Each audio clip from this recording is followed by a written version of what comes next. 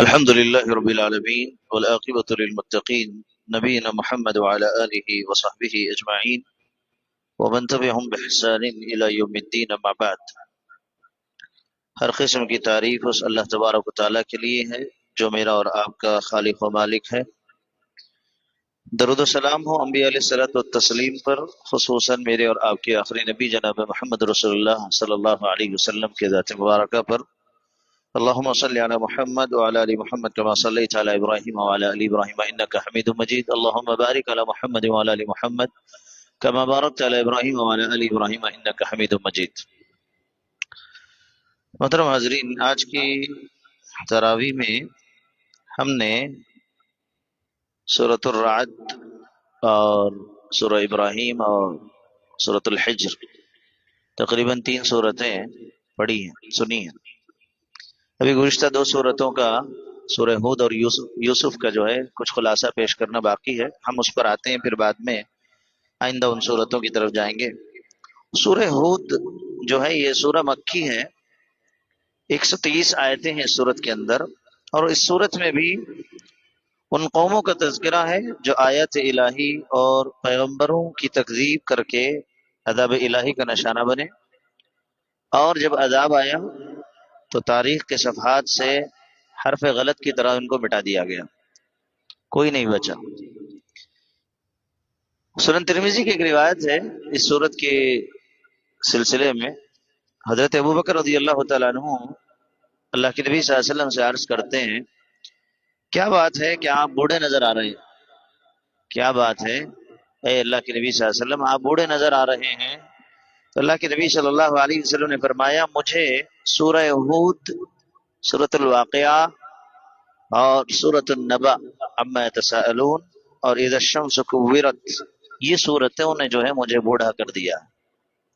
ان صورتوں کو پڑھ کر کے میں بوڑھا ہو گیا ہوں، یعنی اتنا فکر کرنے، تدبر کرنے والی یہ آیت ہے ان صورتوں کے اندر۔ سورہ ہود ہے، سورہ واقعہ، سورۃ النبأ اور سورۃ التکویر، کویرت جو ہے۔ اس سورت کے بنیادی جو موضوعات ہیں، توحید ہے، رسالت ہے، آخرت ہے، صبر و استقامت ہے، اور انبیاء کے واقعات اور ان سے جو عبرت ہے اس کو بتایا گیا، یہ بنیادی۔ ایک چیز جو ابتدا میں سورت کے ہے، قرآن کا مقصد اور توحید، یہ کہا گیا کہ صرف اللہ کی عبادت، اسی سے مدد، اسی کی طرف رجوع، یہ اس میں بتایا گیا، اور آخرت کی یقینی اور اس کی طرف واپسی اور حساب کا تذکرہ ہے کہ اللہ کی طرف ہی لوٹ کر جانا ہے، حساب و کتاب زندگی کا اللہ تبارک و تعالیٰ کو دینا ہے، اور اللہ رب العالمین ہی جو ہے حساب و کتاب کے بعد جزا و سزا کا مالک ہے، یہ ساری چیزیں اس میں ہیں۔ اس کے علاوہ ایک شبہہ جو منکرین کا تھا اس کا تذکرہ ہے، کفار کے شبہات اور اللہ کا علم کس طرح کا ہے اس کو بتایا گیا۔ جیسے منکرین کے دلوں کی چالاکیوں کا ذکر ہے کہ وہ کیسا فریب کرتے تھے، کیسے چالاکی کرتے تھے، تو اللہ تبارک و تعالیٰ نے کہا کہ اللہ سب کچھ جانتا ہے تمہارے بارے میں۔ یہاں تک کہ بعض ایسے مسلمان بھی تھے، اس میں صحیح بخاری کی ایک روایت ہے، اس میں الفاظ آئے ہیں کہ مسلمانوں کے بارے میں یہ سورت نازل ہوئی، یہ آیت نازل ہوئی، آیت نمبر 25 سے 24 کے درمیان ہے۔ کہا کہ کچھ مسلمانوں کے اندر غلبہ حیا یعنی شرمندگی والا جو معاملہ تھا اتنا زیادہ تھا کہ قضائے حاجت کو اور بیوی سے ہم بستری کے وقت برہنہ ہونا ناپسند کرتے تھے، اس وقت جو ہے اپنی شرمگاہ کو کھولنا بھی ناپسند کرتے تھے، اور یہ تصور کرتے تھے کہ اللہ ہمیں دیکھ رہا ہے، اس لیے ایسے موقعوں پر شرمگاہوں کو چھپانے کا اہتمام کرتے۔ اللہ تعالیٰ نے فرمایا، رات کو اندھیرے میں جب وہ بستروں میں اپنے آپ کو کپڑوں میں ڈھانپ لیتے ہیں تو اس وقت بھی اللہ تبارک و تعالیٰ ان کو دیکھ رہا ہے۔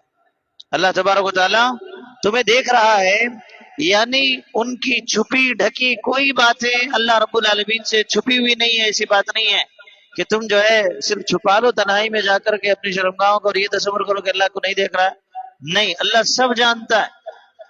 یہ الگ بات ہے کہ شرم و حیا کا جو جذبہ تمہارے اندر ہے یہ اپنی جگہ بہت اچھی بات ہے، جہاں شرمانا چاہیے وہاں صحیح بات ہے، جہاں ستر چھپانا چاہیے وہ بہت اچھی بات ہے، لیکن اللہ یہ بتانا چاہتا ہے کہ اتنا غلو اور افراد بھی صحیح نہیں ہے۔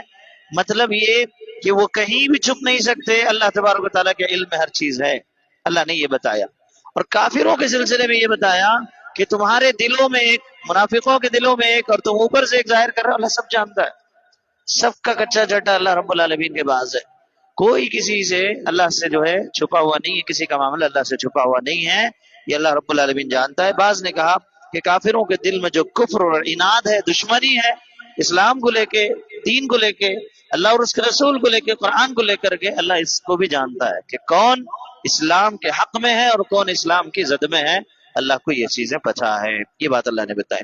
اس کے بعد سورہ یعنی پارہ 12 شروع ہوتا ہے وَمَا مِن دَابَّةٍ فِي الْأَرْضِ إِلَّا عَلَى اللَّهِ رِزْقُهَا، جس میں اللہ نے کہا کہ زمین پر چلنے پھرنے والے جتنے جاندار ہیں، جن کو جاندار تصور کرتے ہیں میں اور آپ، کہا کہ زمین پر جتنے جاندار ہیں چلنے پھرنے والے، ان کی سب کی روزی روٹی کا مالک اللہ رب العالمین ہے۔ یعنی دور دراز مقام میں، جھاڑوں میں، جنگلوں میں، کہیں غیر آباد جگہ میں بھی اگر کوئی جانور، کوئی کیڑا اگر وہ زندہ ہے تو اس کا رزق پہنچانے والا اللہ رب العالمین ہے، یہ اللہ رب العالمین نے بتایا۔ وہ دنیا سے بے خبر ہو کر کے ہی جنگل و بیابان میں کیوں نہ ہو، لیکن اس کا رزق بھی کون پہنچاتا ہے؟ اللہ تبارک و تعالیٰ پہنچاتا ہے۔ یہاں پر آپ دیکھیں گے کہ اللہ رب العالمین نے روزی کی ذمہ داری، روزی روٹی کی ذمہ داری اللہ نے اپنے اوپر لی۔ الا علی اللہ کہا کہ جو ہے رزقها علی اللہ، الا علی اللہ رزقها، اللہ رب العالمین نے کہا۔ یہاں پر کہا جاتا ہے کہ وما من دابہ، جو اللہ رب العالمین نے کہا نا، اس میں وما من احد نہیں کہا کہ کسی ایک کی ذمہ داری لی، نہیں کہا، کہا کہ جتنے جاندار زمین پر رینگنے والے، چلنے پھرنے والے جتنے لوگ ہیں، سب کی ذمہ داری رزق کی اللہ رب العالمین کے اوپر ہے۔ یہاں ایک اور نقطہ بتایا گیا کہ رزق کے لیے زمین میں رینگنا پڑے گا، یعنی زمین میں دوڑ بھاگ کرنی پڑے گی۔ رزق بیٹھے جگہ، اب اللہ نے ذمہ داری لی، ہم بیٹھے جگہ ہاتھ پہ ہاتھ بیٹھ کر کے بولے کہ رزق آئے گا، نہیں۔ کہا کہ دابہ، جیسے جانور کیڑے مکوڑے حرکت کرتے ہیں تو اس طرح سے ہمیں بھی جو ہے حرکت کرنی پڑے گی۔ اور اسی طریقے سے یہاں ایک اور بات اللہ نے کہی علی اللہ، کہ اللہ نے یہ کہا کہ علی اللہ وحدہ، یعنی رزق صرف اللہ کے ذمے ہے، رزق کی ذمہ داری صرف اللہ کے ذمے ہے، اور رزق وہی دیتا ہے اور کوئی رزق نہیں دے سکتا۔ یہ اللہ تبارک و تعالیٰ نے جو ہے اس آیت کریمہ میں فرمایا۔ تو پتہ یہ چلا کہ جب اللہ رب العالمین نے رزق کی ذمہ داری اپنے سر لے لی ہے تو پھر ہمیں رزق کے معاملے میں پریشان ہونے کی ضرورت نہیں ہے۔ جو حلال طریقے سے جتنی کوششیں ہیں وہ کوششیں ہمیں کر لینی چاہیے، باقی اللہ رب العالمین نے رزق کی ذمہ داری لے لی ہے۔ شاید وہ عید کی مناسبت ہے ان لوگوں کی، اس وجہ سے بس بیٹھے ہیں، کوئی مسئلہ نہیں انشاءاللہ۔ اس کے بعد ایک اور بات اللہ نے کہا وَلَئِنْ أَذَقْنَا الْإِنسَانَ مِنَّا رَحْمَةً ثُمَّ نَزَعْنَا مِنْهُ، اللہ نے کہا کہ دنیا کی بڑی سے بڑی نعمت اللہ نے چکنے کے درجے میں رکھی ہے۔ کیا کہا؟ دنیا کی جتنی بڑی نعمتیں ہیں ان نعمتوں کا اللہ کے پاس شمار چکنے کے برابر۔ چکنا جانتے ہیں آپ؟ روٹی کے ساتھ لگا کے ذرا چکتے نہیں آپ، ساتھ میں تھوڑا یہ چکنا، یہ بھاجی ڈال لیے، یہ گوشت کا ڈال لیے، یہ کوئی اور چٹنی لگا لیے، اچار لگا لیے، چکنا کتنا لیتے آپ؟ تھوڑا سا لیتے۔ کھانا زیادہ بھی رہا تو آپ چکنا تھوڑا سا لیتے ہیں۔ تو کہا کہ دنیا کی بڑی سی بڑی نعمت انسان کے لیے چکنے کے درجے میں ہے۔ اب کھانا کیا ہے؟ اصل کھانا کیا ہے؟ اللہ نے کہا وہ جنت ہے، وہ جنت ہے۔ اللہ تبارک و تعالیٰ اس دنیا میں بس چکھائے گا مجھے اور آپ کو۔ اور یہاں پر ایک نقطہ یہ بیان کیا گیا، سائیکالوجی بھی یہ کہتی ہے کہ مرنے کے بعد زندگی ہونا چاہیے، مرنے کے بعد زندگی ہونا چاہیے، اس لیے کہ آدمی بھوکا ہے اسے چکھایا جائے، کھلایا جائے، اور پیاسا ہے اسے پیاسے کو پانی کی بوند دی جائے تو اس کی بھوک و پیاس اور بڑھ جائے گی۔ دنیا میں اللہ چکا کے چھوڑتا ہے، بس اللہ دنیا میں چکا کے چھوڑتا ہے، اور اسی نعمت کے حصول کے لیے آخرت کے لیے محنت کرنا ہے مجھے اور آپ کو، کہ دنیا کی یہ نعمتیں جب چکنے کے درجے میں اتنی بڑی بڑی نعمتیں، تو پھر آخرت اللہ نے کیسے بنا کر کے رکھی ہوگی، اللہ نے آخرت کو کیسے سجا کر کے رکھا ہوگا۔ اور ایک بات آگے ان آیتوں کے بعد اللہ نے ایک بات کہی کہ حق و باطل کی مثالیں دی۔ اندھا اور دیکھنے والا بینا آدمی جیسے برابر نہیں ہو سکتا، حق و باطل برابر نہیں ہو سکتے، سننے والا اور بہرا جیسے برابر نہیں ہو سکتے، ایسے حق و باطل برابر نہیں ہو سکتی مثالیں دی۔ اس کے بعد حضرت نوح علیہ السلام کا واقعہ ہے جس میں یہ کہا گیا حضرت نوح علیہ السلام کی دعوت طویل رہی، تمام انبیاء میں سب سے زیادہ 950 سال آپ نے دعوت دی، 950 سال، کتنا لمبا عرصہ آپ نے دعوت دی۔ اور ان کی دعوت کی کچھ مثالیں اللہ نے دی کہ صبر استقامت کے ساتھ قوم نے انکار کیا، طوفان آیا اور نجات اہل ایمان کو نصیب ہوئی۔ آپ نے کشتی بنائی اللہ کے حکم سے، جب کشتی بن رہی تھی قوم نے مذاق اڑایا، قوم نے جو ہے آپ پر تانے کسے، لیکن آپ نے اس کی پرواہ نہیں کی، اللہ تبارک و تعالیٰ کی طرف سے حکم تھا، آپ نے کشتی بنائی، اور ایسی کشتی بنائی، اکیلے آدمی نے ایسی کشتی بنائی جو قیامت کے صبح تک مثال بن کر کے رہی۔ اور وہیں پر اگر ہم دنیا کی بات کرتے ہیں تو ایک بحری جہاز ہماری دنیا میں ایک چیلنج کے طور پہ بنایا گیا جس کو ٹائٹینک کے نام سے ہم جانتے ہیں، جس کو سینکڑوں لوگوں نے بنایا، کافی بڑی بڑی مشہور کمپنیاں اس میں شامل تھی، کافی پیسہ لگایا گیا، اور ان لوگوں نے بنانے کے بعد اس کا بنانے والا ایک دعویٰ کیا، کیا کیا؟ تقدیر بھی اسے ڈبو نہیں سکتی۔ اس نے کہا کہ کوئی چیز اسے ڈبو نہیں سکتی مگر اس جہاز کا پہلا سفر ہی اسے لے ڈوبا، اس کا پہلا سفر ہی اسے لے ڈوبا۔ سفینہ نوح علیہ السلام کی کشتی کا بنانے والا اکیلا شخص نوح علیہ السلام، اور وہ کیا بولا؟ نوح علیہ السلام نے کشتی بنا کر کے کیا بولی؟ کیا کہا انہوں نے؟ اللہ ہی کے نام سے اس کا چلنا ہے اور اس کا ٹھہرنا ہے، اللہ ہی کے نام سے اس کا چلنا ہے اور اس کا ٹھہرنا ہے۔ تب پورا جہاں ڈوب گیا، کشتی نہیں ڈوبی۔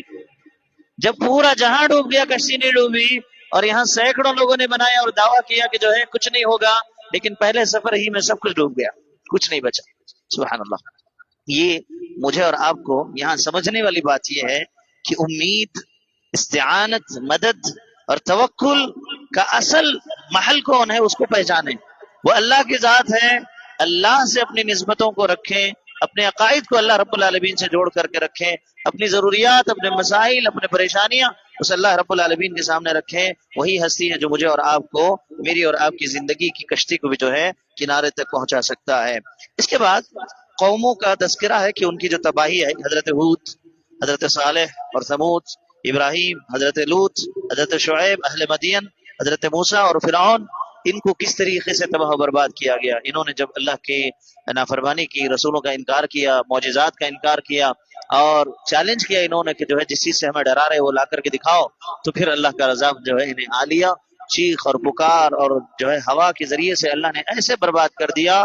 قوم صالح کے بارے میں یہ آیا کہ جو ہے ایسی چیخ ان کو آئی کہ ان کے سر پھٹ گئے، ان کے سر جو ہے پھٹ گئے، ایسے عذابات ان پر آئے، یہ جو ہے مثال بن کر کے رہ گئے۔ اس کے بعد اللہ تبارک و تعالیٰ نے ایک بات بتائی کہ اصل کامیابی کا معیار ان سابقہ قوموں کے جو اللہ نے تذکرے کیے، یہ کر کے یہ بتانا چاہتا ہے اللہ تبارک و تعالیٰ کہ نجات ایمان اور عمل صالح اور صبر و استقامت میں ہے۔ نجات کیا ہے؟ ایمان، عمل صالح، صبر و استقامت میں ہے۔ اللہ نے اس کا چھوٹا سا خلاصہ ایک سورت میں کر دیا۔ کون سی سورت؟ سورت العصر میں، ماشاءاللہ سورت العصر میں کر دیا۔ امام شافعی نے یہ کہا تھا نا کہ اللہ نے جو ہے صرف اس سورت کو حجت بنا کر کے قائم کیا ہوتا تو ہمارے لیے کافی تھی یہ سورت۔ اللہ نے یہ چار ہی کام کہے کہ یہی چیز ہے کہ ایمان، عمل صالح، صبر اور استقامت، یہ چیز بہت جو ہے ضروری ہے زندگی میں۔ اور اللہ تبارک و تعالیٰ نے اہل ایمان کو حکم دیا ثابت قدم رہو، نماز قائم رکھو اور ظلم کی طرف مائل نہ ہونا۔ توحید ہر نبی کی مشترکہ دعوت رہی، استقامت ایمان کی روح ہے۔ اور ایک بات اللہ نے بتائی، نسب، تعداد، طاقت، عہدہ، منصب یہ نجات کے لیے کافی نہیں ہے، یہ نجات کی ضامن نہیں ہے، بلکہ اصل ضمانت ایمان ہے۔ اصل ضمانت اللہ کی توحید، خالص توحید ہے۔ یہی چیز انسانوں کو کامیاب کرے گی آج بھی اور آنے والے کل میں بھی۔ اگر ہمارے پاس توحید نہیں ہے تو پھر ہم کبھی کامیاب نہیں ہو سکتے۔ اور اللہ تبارک و تعالیٰ نے قصص انبیاء کا تذکرہ کر کے یہ بتایا کہ یہ بس تاریخ بتانا نہیں ہے، اللہ یہ بتانا چاہتا ہے کہ یہ ہدایت کن کو ملی اور ہدایت سے کون گمراہ رہی، یہ بتانا چاہتا ہے۔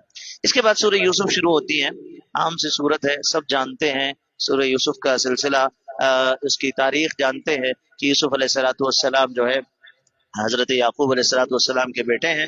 12 بیٹے تھے، 2 بیویوں سے، ایک بیوی سے 2 بیٹے اور دوسری بیوی سے 10 بیٹے تھے۔ حضرت یوسف علیہ السلام جو ہے 11 نمبر والے بیٹے تھے، اور اس کے بعد بنیامین جو ہے 12 نمبر والے ان کے جو سگے بھائی تھے۔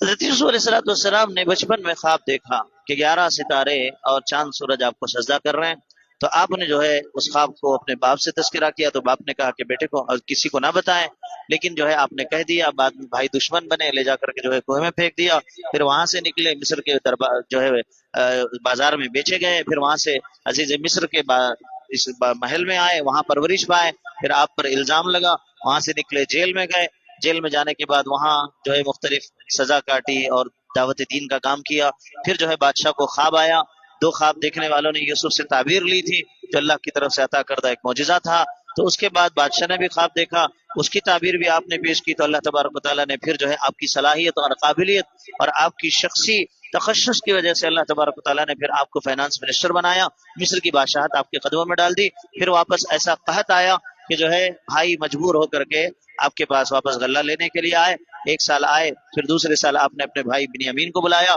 بنیامین کو بلانے کے بعد آپ نے بنیامین کو ایک بہانے سے روک لیا، اور اس کے بعد پھر جو ہے اپنے باپ سارے رشتہ داروں کو بلا کر کے اپنی حقیقت بتا دی۔ یہ سارا واقعہ ہم جانتے ہیں۔ اس واقعے کو اللہ نے جب شروع کیا، اور یہ ایک ایسی واحد صورت ہے جس کو حضرت یوسف علیہ السلام کے نام سے نسبت دی گئی، اور اسی ایک واقعے میں پورا واقعہ حضرت یوسف کا بیان کیا گیا، کہیں اور جگہ پر قرآن میں پھر حضرت یوسف کا واقعہ نہیں ہے، اسی ایک صورت میں مکمل ایک ہی بار میں اللہ نے سارا واقعہ بیان کر دیا، اور کافی کچھ پیغامات اس صورت کے اندر دیے۔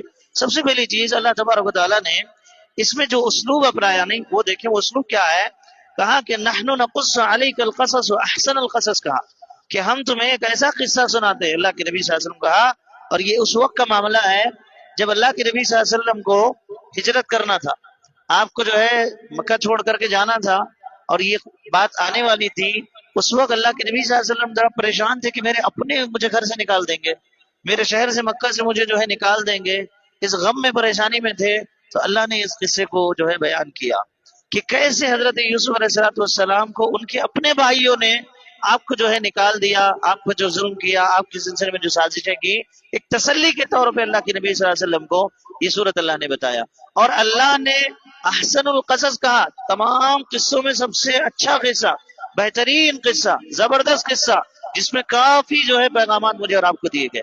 اور ایک چیز اس قصے کے اندر، یوسف علیہ السلام کی پوری زندگی، نبوت اور آپ کی کامیابی ایک خواب کے ذریعے سے آپ کو بتا دی گئی، خواب آپ نے دیکھا تھا، اور اسی خواب کی بنیاد پر سارا معاملہ پیش آیا۔ اور ایک نقطہ یہاں پر یہ ہے کہ بعض دفعہ جلنے والے حاسدین آپ کے ایسے بھی ہوتے ہیں کہ جو آپ کے اچھے خواب سے بھی آپ سے جلیں گے، آپ کی کامیابی پر نہیں، آپ کے خوابوں سے بھی جلیں گے، جیسے کہ اس میں بھائی خود جو ہے حضرت یوسف سے جلے اور حسد کر کے آپ کو لے جا کر کے جو ہے کنویں میں پھینک دیا، یہ بات۔ پھر اس کے بعد آپ دیکھیں گے کہ اللہ تبارک و تعالیٰ نے ایک اور چیز خواب کے سلسلے میں بات آگے یہ تو بتا دوں کہ خوابوں میں ایک خواب ہوتا ہے جو اللہ تبارک و تعالیٰ کی طرف سے ہے، اور دوسرا ہوتا ہے شیطان کی طرف سے، اور تیسرا ایک عام ہے جو انسان کی تھکان، ذہنی تھکان یا جو ہے قبض وغیرہ کی جو بیماری ہوتی ہے، اس وجہ سے کبھی اکثر ڈراؤنی خواب وغیرہ آتے ہیں، لیکن خواب اپنی جگہ پہ حقیقت رکھتا بھی ہے، خواب اپنی جگہ حقیقت رکھتا بھی ہے۔ اللہ کے نبی صلی اللہ علیہ وسلم نے کہا کہ 46واں حصہ ہے نبوت کے، 46ویں حصے میں سے خواب ہے۔ خواب یعنی یوں سمجھے کہ 100% جو خواب آپ نے دیکھا اس میں 46% ہو سکتا ہے کہ آپ کا خواب جو ہے سچائی کے قریب ہو، تو اس کے سلسلے میں پھر خواب کے سلسلے میں جو علم رکھتے ہیں یا قرآن حدیث کے سلسلے میں جہاں کچھ باتیں اشارتاً ہمیں ملتی ہیں اس میں ہمیں تحقیق کرنا چاہیے، اس کے بھی کچھ آداب وغیرہ بتائے گئے ہیں، کبھی اس پر جو ہے بات کی جائے گی۔ اس کے بعد اللہ تبارک و تعالیٰ نے ایک بات بتائی کہ اللہ کی تقدیر اور تدبیر، انسان 1000 منصوبے کر لے اپنے معاملے میں، لیکن اللہ کی جو تقدیر ہے، جو تدبیر ہے، وہی چل کے رہے گی، میرے اور آپ کے منصوبے کام نہیں آئیں گے۔ کیا ہوا کہ اللہ بھائیوں نے کیا سوچا، یوسف کا پتہ کاٹ دیں گے لے جا کر کے کنویں میں پھینک کر کے، لیکن ہوا کیا، اللہ کی وہ تدبیر رہی، ان کا منصوبہ اپنی جگہ، اللہ کی تدبیر تھی کہ آپ کو وہاں سے نکالنا، نکال کے عزیز مصر لے کر کے جانا، مصر میں جا کر کے آپ کو بادشاہ بنانا۔ یعنی ایک اور نقطہ یہاں پر یہ بیان کیا گیا کہ مصیبتیں، مشکلیں، پریشانیاں آپ کو وقت کا بادشاہ بنانے کے لیے بھی آ سکتی ہے۔ آپ جب ان پریشانیوں مشکلوں سے پس کر کے نکلیں گے، ہو سکتا ہے کہ آپ کا استقلال، آپ کی استقامت، آپ کا اللہ پر توکل و بھروسہ آپ کو آگے چل کر کے ایک بڑے مقام پر فائز کرنے کے لیے یہ ساری تکلیفوں سے گراؤنڈ لیول سے آپ کو گزرنا پڑے گا اور یہاں پہنچنا پڑے گا آپ کو۔ یہ چیز بھی اس واقعے کے اندر بتائی گئی۔ اور اس کے علاوہ ایک اور بات یہ ہے کہ ابتلا میں اخلاقی استقامت بہت ضروری ہے۔ یعنی انسان کو جب اقتدار مل جائے، بعد میں جا کر کے عہدہ منصب مل جائے، پیسہ دولت اس کو مل جائے، تو کہا کہ اس وقت انسان کو چاہیے کہ وہ اقتدار کے بلبوتے پر اس کے نشے میں آ کر کے لوگوں پر ظلم کرنے نہ لگ جائے، بلکہ وہاں جانے کے بعد لوگوں کو معاف کرنے والی کیفیت پیدا کرے۔ جیسے حضرت یوسف علیہ السلام بادشاہ بنائے گئے اور عزیز مصر ہو کر کے آپ کے سامنے آپ کے بھائیوں نے بنیامین پر بھی الزام لگایا، یہ کہا کہ اپنے بھائی کی طرح ہی جو ہے چور نکلا، نعوذ باللہ من ذالک۔ آپ وہ سن کر کے بھی خاموش رہے، وہاں پر آپ کے پاس اتھارٹی تھی، پاور تھا، آپ چاہتے تو انہیں پھر جو ہے بچپن کا جو گزرا کل یاد دلایا اس پر سزا دے سکتے تھے اور پھر اپنے بھائی پر الزام کی وجہ سے بھی پکڑ سکتے تھے، لیکن آپ نے وہاں معافی سے کام لیا۔ آپ اقتدار پاور رکھ کر کے بھی، آپ نے بادشاہ ہو کر کے بھی جو ہے اپنے بھائیوں کو معاف کیا۔ تو یہ پیغام دیا گیا کہ اقتدار، منصب، عہدہ آنے کے بعد بھی انسان اس نشے میں اپنے انتقام کے پیچھے نہ پڑے، اسے معاف کر دے۔ اللہ کے نبی صلی اللہ علیہ وسلم نے بھی مکہ فتح کیا، کیا کیا؟ سارے اس لوگوں کو معاف کر دیا۔ لا تثریب علیکم اليوم، کہا کہ آج کوئی چیز نہیں ہے تمہارے اوپر۔ سبحان اللہ، یہ انبیاء کا یہ جو ہے اخلاق رہے، یہ انبیاء کا کردار رہا۔ اور اسی طریقے سے آپ دیکھیں گے ایک اور بات یہاں پر بتائی گئی کہ جب حضرت یوسف علیہ السلام عزیز مصر کے گھر میں جب ان پر الزام لگا، آپ کی جوانی کو، آپ کی خوبصورتی کو دیکھ کر کے، جب غلط ارادوں سے جو ہے عزیز مصر کی بیوی آپ پر جو ہے سارے دروازے بند کر کے آپ کے قریب آنا چاہی، تو اس وقت ایک پیغام، ایک نکتہ یہ ہے کہ ظاہراً سارے دروازے کیوں بند نہ ہوں، لیکن اگر اللہ کے ڈر سے بندہ وہاں سے بھاگ نکلنے کی کوشش کرے، اللہ ضرور اس کے نجات کے راستے نکالے گا۔ حضرت یوسف علیہ السلام وہاں سے بھاگے، وہاں سے نکلے، اور نکل کر کے جب پہنچے، معاملہ پیش ہوا کہ جو ہے کون مجرم ہے، تو کہا کہ جس کا قمیص اگر سامنے سے پھٹا ہوا ہے تو حضرت یوسف جو ہے مجرم ہے، اگر پیچھے سے پھٹا ہوا ہے تو آپ مجرم نہیں ہے بلکہ وہ ہے۔ اور معاملہ بعد میں سامنے آیا کہ حضرت یوسف کا جو ہے قمیص پیچھے سے پھٹا ہوا تھا۔ دیکھیں اللہ راستے نکالتا ہے۔ آج لوگ کہتے ہیں نہیں کہ ہم گناہ سے نہیں بچ سکتے، اتنا عام ہو چکے ہیں گناہ، ہر طرف سے سود عام ہے، حرام عام ہے، بے ایمانی عام ہے، سب کچھ عام ہے، ہم کیسے بچیں؟ دیکھیں آپ ان چیزوں سے بھاگنے کی کوشش کریں، اللہ راستے نکالے گا، میرے اور آپ کے لیے اللہ راستے نکالے گا۔ ہم نہیں بھاگ رہے، ہم اسی میں شامل ہیں، اسی ریس میں دوڑ رہے ہیں، ہم اسی کے ساتھ دوڑیں گے تو پھر ظاہر سی بات ہے نہیں بچیں گے، ہمیں نکلنا ہے وہاں سے۔ قال معاذ اللہ، اللہ کی پناہ چاہیں، بولے کہ میں نہیں جاؤں گا اس میں، پھر اللہ آپ کے لیے جو ہے راستے نکالے گا۔ یہ چیز، یہ پیغام اس صورت کے ذریعے سے دیا گیا۔ ایک اور بات یہ ہے کہ خواب کی جو تعبیر کا ملکہ اللہ تبارک و تعالیٰ نے حضرت یوسف علیہ السلام کو دیا تھا، یہ بہت بڑا جو ہے اللہ رب العالمین کی طرف سے ملکہ تھا۔ آپ نے اس کی تعبیر بیان کی، اور اس کو جو ہے دو لوگوں کے درمیان جب معاملہ آیا، جیل کے اندر بھی دو لوگوں نے جب خواب سنایا تو آپ نے اس وقت ایک بہترین نصیحت کی۔ ان خواب کی تعبیر سنانے سے پہلے آپ نے وہاں موجود سارے قیدیوں میں دعوتی کام کیا۔ دیکھیں انبیاء علیہ السلام کی سنت دیکھیں۔ آج یہاں رک کر کے ایک بات بتاؤں، پرسوں کسی صاحب نے کہا کہ جیل جانا انبیاء کی سنت ہے، جیل جانا انبیاء کی سنت ہے، ٹھیک ہے، انبیاء علیہ السلام دعوت توحید کے لیے گئے، لیکن آج مثال کس پہ دے رہے ہیں معلوم؟ غنڈہ گردی پہ، غنڈہ گردی پہ دے رہے ہیں، یہاں مار توڑ کر دو، بولے کہ بھائی کئی کو ایسا کام کر رہے، جیل کو جا رہے، ارے نبی کی سنت ہے، یوسف نہیں گئے تھے کیا؟ نعوذ باللہ من ذالک، کیا ہے بھائی، مذاق بنا دیا آپ نے، نعوذ باللہ من ذالک۔ یہ نہیں ہے، آپ توحید کے لیے کچھ کریں، دین کے لیے کچھ کریں، آپ اللہ اور اس کے رسول کے شرک کے مقابلے میں توحید کو آپ لانے کے سلسلے میں کچھ کریں، تب آپ کو کوئی لے جائے تو ہم بولیں گے، فخر سے بولیں گے کہ بھائی دعوت میدان میں اللہ کا نام لے کر کے اندر گیا، ہم سپورٹ کریں گے۔ لیکن آپ برائی کر کے، لوگوں پہ ظلم کر کے، لوگوں کو مار کے، گھسیٹ کے، دھوکہ دے کر کے، فریب کر کے آپ اندر جاؤ اور آپ کو جا کر کے نصیحت کی جائے تو آپ یہ بولو کہ جو ہے انبیاء کی سنت ہے، یوسف نہیں گئے گا، نعوذ باللہ من ذالک۔ حضرت یوسف کیوں گئے؟ حضرت یوسف علیہ السلام اللہ کی تدبیر تھی آپ کو بھیجنا، اور کوئی جرم نہیں تھا حضرت یوسف کا۔ جب باہر آئے تو آپ نے کنڈیشن رکھی تھی کہ میرے معاملے پر پہلے بات ہو، بعد میں باہر آؤں گا۔ آپ کے معاملے پر پھر تحقیق ہوئی، اور بعد میں عزیز مصر کی بیوی پر الزام آیا، اور آپ کی شخصیت کو مکمل دھو دیا گیا کہ آپ بری ہیں اس چیز سے۔ برات کا اعلان ہونے کے بعد حضرت یوسف نے جیل کو چھوڑا، اور حضرت یوسف علیہ السلام کا جیل میں رہنا بھی مقصد سے خالی نہیں تھا، یہ اللہ کی تدبیر تھی کہ حضرت یوسف کی شخصیتوں کو، حضرت یوسف کی جو ہے کوالٹیز کو جو ہے اللہ رب العالمین بنائے۔ اور وہ خواب کا جو معاملہ وہاں رہنے والے نے دونوں نے خواب دیکھا، تو ان کے خواب کی تعبیر بنانے سے پہلے حضرت یوسف علیہ السلام نے کہا ما تعبرون من دونه الا اسماء سميتموها انتم وآباؤكم ما انزل الله بها من سلطان ان الحكم الا لله ان الحكم الا الله امر الا تعبدوا الا اياه ذلك الدين القيم ولكن اكثر الناس لا يعلمون۔ حضرت یوسف علیہ السلام نے کہا کہ تم اللہ کو چھوڑ کر کے جن کو معبود بنائے بیٹھے ہو نا، یہ بس نام ہی نام ہے، اس کے لیے اللہ نے کوئی دلیل نازل ہی نہیں کی۔ ان معبودوں کو جو تم پوچھ رہے ہو، کیا واقعتاً اللہ نے کوئی دلیل تمہارے اوپر نازل کی ہے؟ اس کے اوپر کوئی دلیل ہی نہیں ہے۔ الحکم الا للہ، اصل میں فرما روانی اگر کسی کی ہے تو اللہ رب العالمین کی ہے۔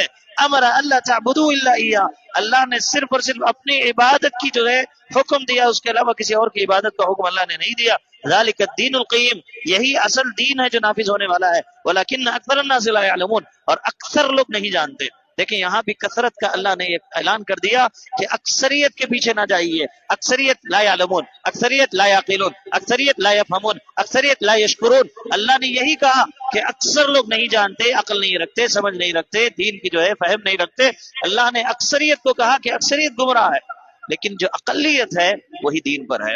اور اس کے بعد آپ دیکھیں گے یہاں اللہ نے جو بات بتائی کہ معبود جو تم نے اللہ کے علاوہ گھڑ لیے ہیں وہ نام ہی نام ہے۔ مطلب کیا کہ اللہ نے کسی پرٹیکولر نام کے ذریعے سے کسی معبود کے سلسلے میں یہ کہا ہو کہ میرے علاوہ فلاں کوئی معبود ہے، کوئی فرشتے کا نام لے کر کے یا کسی اور کو، تم نے خود نام گھڑ لیے نا، تم نے خود معبودوں کے نام رکھے، لات بنات عزا جو تھے وہ بھی جو ہے معبود تھے۔ اور آج جن کو اللہ کا شریک بنا کر کے ٹھہرایا گیا، بندہ نواز، غریب نواز، دستگیر، فلاں بادشاہ، فلاں خر، فلاں پیر، فلاں وہ، فلاں یہ سب کیا ہے؟ تمہارے دیے ہوئے نام ہے۔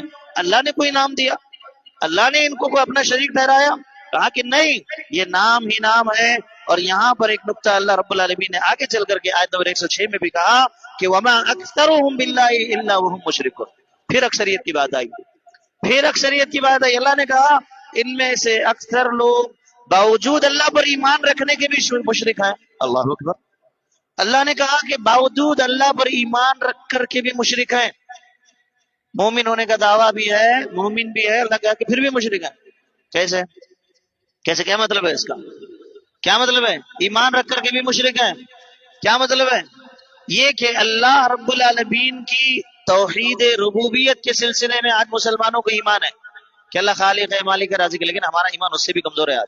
آج ہماری امت کا مشرکین مکہ کو یہ ایمان تھا، وہ توحید ربوبیت پر ایمان رکھتے، اللہ خالق، اللہ مالک، اللہ رازق، اللہ اولاد دینے والا، اللہ مشکلوں کو دور کرنے والا۔ لیکن توحید الوہیت کی جب بات آتی، الہ، معبود، جھکا ایک کے سامنے جائے، مانگا ایک سے جائے، ایک کے سامنے جو ہے اپنی عبادت کو بجایا لا جائے اور اسی کو معبود سر تسلیم خم کرتے اس کے سامنے، لیکن وہاں وہ کیا کرتے؟ دوسروں کو اللہ کا شریک ٹھہراتے اور کہتے کہ اللہ کے پاس ہم ڈائریکٹ نہیں جا سکتے، اسی لیے ہم ایسے گھوم کے جائیں گے بول کر کے یہ کیا کرتے؟ شریک ٹھہراتے۔ یہ کراس راستہ، اور آج بھی وہی ہے۔ امت مسلمہ میں بہت سارے مسلمان اللہ رب العالمین کی توحید ربوبیت، شرم آتی ہے بولتے ہوئے کہ ہمارے معاشرے میں ربوبیت پر بھی عمل نہیں ہے۔ آج خالق بھی اللہ کو نہیں مان رہے ہیں، اولاد لینے غیروں کے پاس جاتے ہیں، مالک بھی اللہ کو نہیں مانتے، اپنے پراپرٹی کے لیے پہلے اس میں لا کر کے نیمبو مرچی لگا دیں گے۔ اللہ رب العالمین کو مدبر، اللہ پہ بھروسہ، اللہ رب العالمین رازق تک نہیں مانتے، تغرے لا کر کے لگا لیں گے کہ اس تغرے کی وجہ سے خیر و برکت آئے گی۔ اللہ اکبر، اللہ اکبر۔ ہمارا ایمان تو اس سے بھی گیا گزرا ہے جو اللہ نے بیان کیا، وما اکثرهم باللہ الا وهم مشرکون، اللہ پہ ایمان رکھتے ہوئے بھی مشرک ہے۔ ہم تو ایسے کہیں گے کہ اللہ نے کہا ایمان رکھتے ہوئے مشرک ہے، لیکن ہم تو مشرک ہی مشرک ہیں، کیونکہ ہمارا ایمان وہ بھی نہیں ہے، پھر اللہ کے سلسلے میں تھوڑا بھی ہمارا یہ ایمان نہیں ہے۔ اور پھر آگے ایک اور جگہ پر اللہ نے کہا وما اکثر الناس ولو حرصت بمؤمنین، اے نبی صلی اللہ علیہ وسلم آپ کی خواہش ہے کہ باوجود اکثر لوگ اللہ پر ایمان لانے والے نہیں ہیں، اس کے بعد بھی آپ کی خواہش ہے کہ لوگ ایمان لائیں؟ اللہ کے نبی کو بھی اللہ نے کہہ دیا کہ اکثر لوگ ایمان نہیں لائیں گے، پھر گئی اکثریت۔ آج یہی دعویٰ ٹھوک کر کے کرتے ہیں لوگ۔ کیا کرتے ہیں؟ جب آپ بات کرو کسی سے، بولو کیا بولتے ہیں؟ اتنے جنے ہیں نہیں کیا، اتنے جنے ان کو فالو کر رہے نہیں کیا، اتنے بڑے بڑے یہ جلسے ہوتے، اتنے لوگ بیٹھتے ان کا سننے کے واسطے، سب بیوقوف کیا؟ ہاں، اللہ نے کہا جو مشرک ہے بیوقوف ہی کہا اللہ نے۔ اللہ ہی نے کہا نا، میں نے نہیں کہا، میرا جملہ نہیں ہے، اللہ نے کہا نا جو مشرک ہے وہ بیوقوفی ہے۔ اب جو مشرک شرک کی طرف دعوت دے رہا، چاہے وہ ایک ہو، 1,00,000 ہو، 1,000,000 ہو، اگر وہ اکثریت ہے شرک کی طرف بلا رہے ہیں، بیوقوف ہے۔ اکثریت کی بات ہے ہی نہیں شریعت میں، اللہ نے اقلیت کو وزن کیا۔ جنت میں کتنے جائیں گے؟ 1,00,000۔ 1,000 میں سے کتنے جائیں گے؟ اللہ نے کہا 1,000 میں سے کتنے جنت میں جائیں گے؟ صرف 1۔ 999 جہنم میں ڈالے جائیں گے۔ اکثریت کہاں جا رہی ہے؟ اکثریت کہاں جا رہی ہے؟ پھر اکثریت کے پیچھے جائیے آپ، مبارک ہو آپ کو اکثریت، لیکن ہم حق اور اقلیت پر ہیں، ہم اقلیت کی طرف آئیں گے، اور اقلیت ثابت قدمی کے ساتھ اللہ رب العالمین کی توحید کو مان کر کے، اللہ رب العالمین کے دین کو قبول کر کے، وہی دین جو انبیاء علیہ الصلوۃ والسلام لے کر کے آئے، وہی توحید کی دعوت جو ایک ہے، اسی اللہ کی توحید کو مانیں گے، اس کے علاوہ کوئی شریک نہیں ہو سکتا اللہ کے ساتھ، کوئی بھی شریک نہیں ہو سکتا۔ اللہ نے نہ نبیوں کو اختیار دیا، نہ جو ہے فرشتوں کو اختیار دیا، نہ کسی اور کو دیا۔ جب اتنی بڑی بڑی شخصیات کو اللہ نے اپنی ربوبیت میں، الوہیت میں، اسماء و صفات میں کوئی اختیار نہیں دیا، تو دنیا کا آج کوئی بھی انسان کسی کے بارے میں دعویٰ کر دے کہ یہ جو ہے ہماری بگڑی بنا سکتے ہیں، فلاں کر سکتے ہیں، دعائیں قبول ہو سکتی ہیں ان کے طفیل میں، ان کے صدقے میں، ان کے فلاں میں، یہ سب آپ کو مبارک ہو۔ ہمیں یہ دین نہیں چاہیے، ہمارا دین لا الہ الا اللہ محمد الرسول اللہ ہے، وہی دین ہمیں چاہیے جو انبیاء علیہ الصلوۃ والسلام کی سنت رہی۔ اللہ سے دعا اللہ تعالیٰ ہم تمام کو صحیح معنوں میں خالص توحید پر قائم رکھے، شرک کی ہر تمام قسموں سے اللہ ہماری حفاظت فرمائے، اللہ ہمارے عقیدوں کو درست فرمائے، ہماری آنے والی نسلوں میں اللہ رب العالمین توحید کے داعی، توحید کے علم بردار بنائے۔ اللہ تعالیٰ ہمارے گھروں میں اور ہمارے رشتہ داروں میں، ہمارے اپنوں میں، اپنے محلوں میں جو شرک کے معاملے اللہ اسے دور کر دے، اللہ اس کے لیے ہمیں محنت کرنے کی توفیق نصیب فرما۔ اللہ تعالیٰ صحیح معنوں میں اگر توحید پر عمل کے لیے ہمیں چن لیا ہے تو توحید کی نشر و اشاعت کے لیے بھی ہمیں چن لے، اس قابل بنا کہ ہم اللہ رب العالمین توحید کی نعرے کو بلند کر سکیں اور توحید کو لوگوں میں عام کر سکیں۔ اللہ رب العالمین ہمیں صبر، استقامت، استقلال عطا فرما، اللہ ہمیں ایمان کامل عطا فرما، اللہ جب تک زندہ رکھ، عقید توحید پر زندہ رکھ، جب خاتمہ ہو تو خاتمہ بالخیر و سوء خاتمہ سے اللہ ہماری حفاظت فرما، آمین۔ واخر دعوانا الحمدللہ رب العالمین، سبحانک اللہم و بحمدک، اشہد ان لا الہ الا انت، استغفرک و اتوب الیک۔ السلام علیکم و رحمۃ اللہ وبرکاتہ۔